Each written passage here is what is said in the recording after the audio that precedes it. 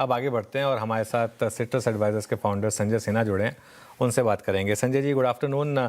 सबसे पहले तो मार्केट को आज एक अच्छी खबर मिली, फिर भी मार्केट ने उतना सेलिब्रेट नहीं किया। क्या कमी रह गई आपके हिसाब से? क्या ये जो क्रूड अभी भी 110 पर है उसका इम्पैक्ट है या कुछ और? तो ये भी हो सकता है अनुज कि जो पिछले 2 सप्ताह में मार्केट ने रैली दिखाया, शायद आज उसकी डिस्काउंटिंग हो रही हो, ये भी संभव है। क्योंकि देखिए इलेक्शन रिजल्ट का बाजार के सेंटिमेंट पर असर मेरे ख्याल से बहुत टेम्पररी होगा।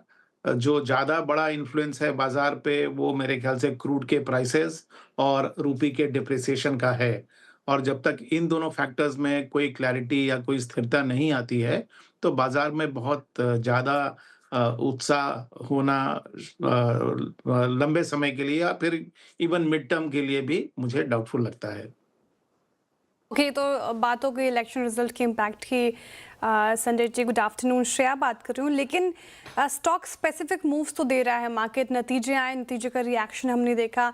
मेरा सवाल आपसे एफएमसीजी पैक को लेकर है। इसने काफ़ी अंडर परफॉर्म किया है। हमने नेस्ले, एचयूएल, वीबीएल के नंबर देखे। एचयूएल जिस दिन रिजल्ट आए थे उस दिन थोड़ा टूटा था, लेकिन आज फिर से बाइंग नजर आ रही है। तो क्या ये एक स्पेस हो सकता है सर आने वाले समय के लिए जहाँ पर अच्छे खासे रिटर्न्स देखने को मिल सकते हैं? आपकी राय क्या होगी?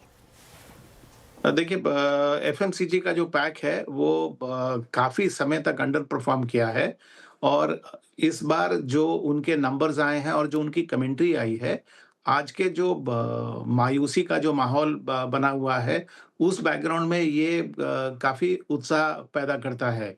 लेकिन अगर आप 1 साल या 3 साल के नज़रिए से आउट परफॉर्मिंग सेक्टर्स में निवेश करना की सोच रहे हैं, तो मुझे नहीं लगता है कि इतने लंबे समय की अवधि में एफएमसीजी के स्टॉक्स आपको आउट परफॉर्मेंस देंगे, क्योंकि हमें इस बात को नज़रअंदाज हम नहीं कर सकते कि इनकी वैल्यूएशंस बहुत रिच है और इनकी जो ग्रोथ आउटलुक है, वो वॉल्यूम टर्म पे हो या वैल्यू टर्म पे हो, ये बहुत मेहनत करने पर ही डबल डिजिट में होने की संभावना है।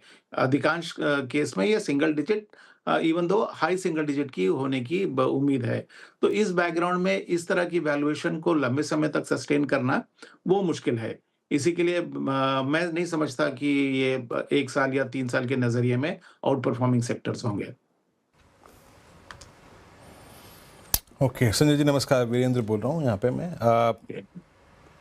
एक दो बास्केट जो कि अच्छा कर रही हैं, जिस पे थोड़ा सा बाजार ने अपने आप को शिफ्ट करने की कोशिश की है, वो है कैपिटल गुड्स। रह रहे के फार्मा में बाइंग आ रही है, health care space is doing well. बाजार ने अपने आप को थोड़ा सा गियर शिफ्टिंग करी है। अभी श्रेया ने एफएमसीजी के बारे में पूछा, वहाँ भी बाइंग एफर्ट्स विजिबल हैं। आपको जी। अगर थोड़ा सा रिस्की एलिमेंट से हटना है, अगर आपका व्यू सिर्फ 1-2-3 महीने के पर्सपेक्टिव से है, तो अभी आपको कंफर्ट किस बास्केट में है? देखिए अगर आप बाजार को 4 सेगमेंट में बांट दीजिए, consumers, industrial, financials and export oriented, तो इन 4 सेगमेंट में जहां पर अभी कंफर्ट है वो निसंदेह कंज्यूमर्स और इंडस्ट्रियल्स में है।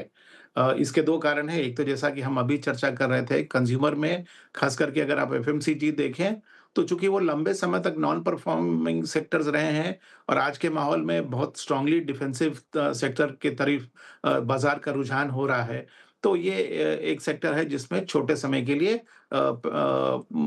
कैपिटल जो है वो शिफ्ट कर सकता है।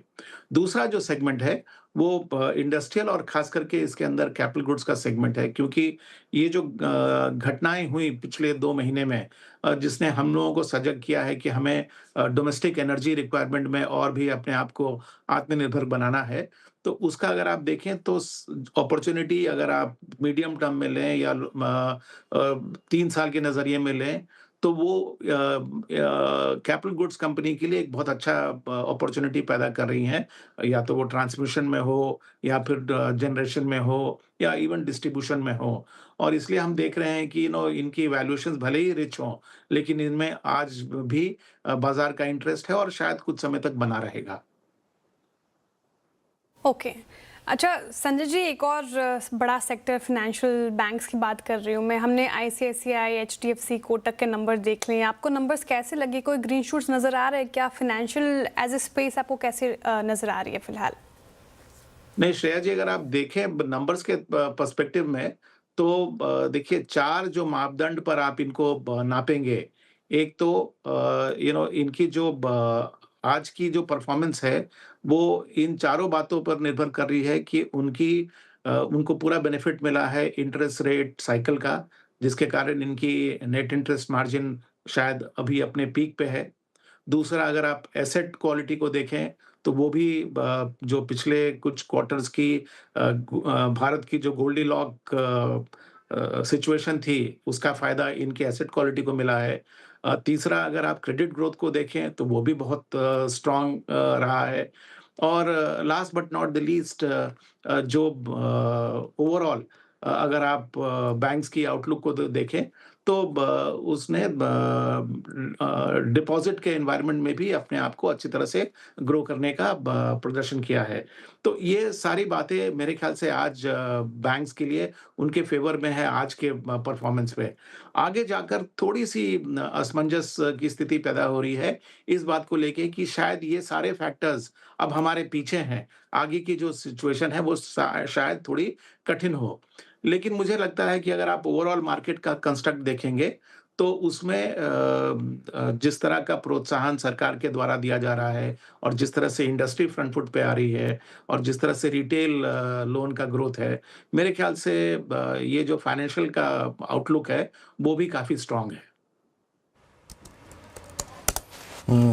अच्छा, हाँ, एक दो बास्केट पे मैं आपका प्रश्न और चाहूँगा, आपके उत्तर और चाहूँगा अपने प्रश्न का। ये ऑटो सेल्स के आंकड़े आए, थोड़ा झुकाव आपका पैसेंजर पे है, कमर्शियल व्हीकल सेगमेंट पे और टू व्हीलर स्पेस पे, संजय जी? तो देखिए, मेरा प्रेफरेंस आज भी पैसेंजर कार्स पे है। मुझे लगता है कि अभी भी जो पोटेंशियल डिमांड है पैसेंजर कार्स की, वो पूरी तरह से भारत में अनलॉक नहीं हुई है और ग्रोइंग इनकम लेवल और एस्पिरेशन लेवल का पहला रिफ्लेक्शन हमको पैसेंजर कार के डिमांड में दिखेगा। और जिस तरह के नए मॉडल लॉन्च हो रहे हैं, इससे डिमांड को और भी बढ़ोतरी मिल रही है। तो वो सेगमेंट मेरा सबसे प्रेफर्ड सेगमेंट है। दूसरा जो प्रेफर्ड सेगमेंट है वो कमर्शियल व्हीकल का है, क्योंकि ये इकोनॉमिक रिकवरी के साथ तालमेल रखता है।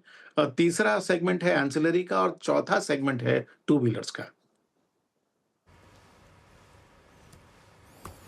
ओके संजय जी, बहुत बहुत शुक्रिया, आप इस आज की चर्चा में बातचीत में शामिल हुए, सभी सेक्टर्स पर अपना आपने आउटलुक रखा, बहुत बहुत शुक्रिया।